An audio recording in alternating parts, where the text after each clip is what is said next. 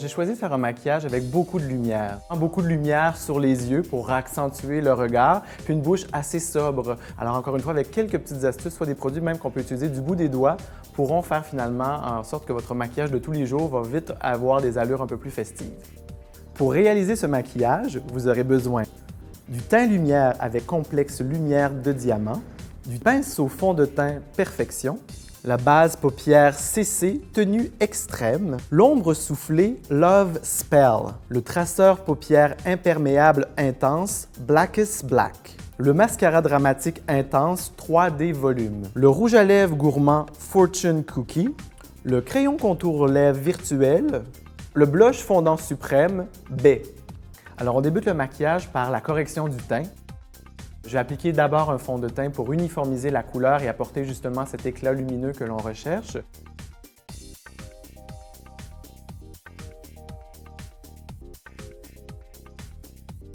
Et au besoin, on pourra ajouter un correcteur, parfois un peu sous les yeux, quelques rougeurs près du nez peuvent être nécessaires pour s'assurer vraiment que toute trace d'imperfection est disparue.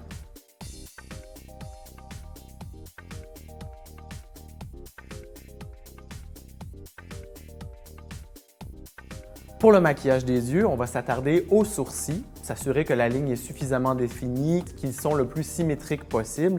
Donc, l'utilisation d'un crayon ou d'une poudre pourrait s'avérer nécessaire dans ce cas-ci. Ensuite, pour le maquillage des yeux, on veut s'assurer d'une bonne tenue de notre maquillage pour de longues heures qui s'en viennent. Alors, une base de maquillage sera la fondation de tout le reste du maquillage pour s'assurer que non seulement la couleur va être uniforme, mais que cette base-là va servir d'adhésif pour les autres fards à paupières qui seront appliqués par la suite.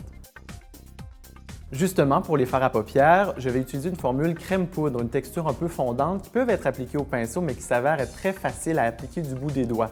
Et cette formule crémeuse-là permet justement, encore une fois, une plus grande réflexion de la lumière sur les paupières, donc un éclat de plus pour les yeux.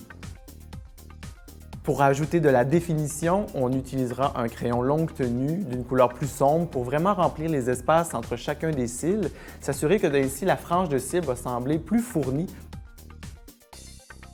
On va ajouter donc une ou deux couches de mascara selon la personnalité ou l'envie que vous avez. C'est une formule qui est très volumisante, vous verrez. La brosse travaille vraiment très bien et donne beaucoup de volume aux cils. On va rehausser le sourire par un rouge à lèvres, encore une fois, confortable, hydratant, d'une couleur assez neutre. Donc, on va d'abord dessiner le rouge à lèvres avec le pinceau pour ensuite venir sceller ce contour-là pour s'assurer que le rouge à lèvres va s'avérer finalement fixé en place plus longtemps.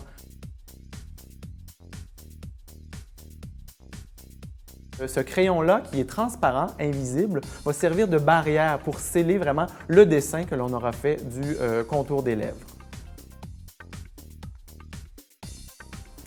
On termine par une touche de fard à joues. Encore une fois, une texture crème poudre. Vos 10 doigts seront encore vos meilleurs alliés pour l'application du fard à joues.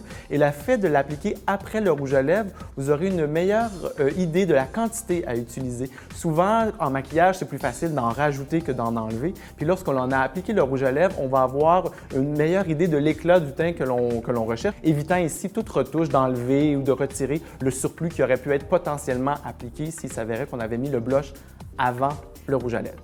Je vous recommande de peut-être maximiser les aspects les plus flatteurs de votre visage plutôt que de vous concentrer sur toutes les imperfections qui parfois nous achalent, sur lesquelles on voudrait justement camoufler. Accordez-vous un peu plus de temps pour mettre en valeur ce qui vous plaît chez vous finalement.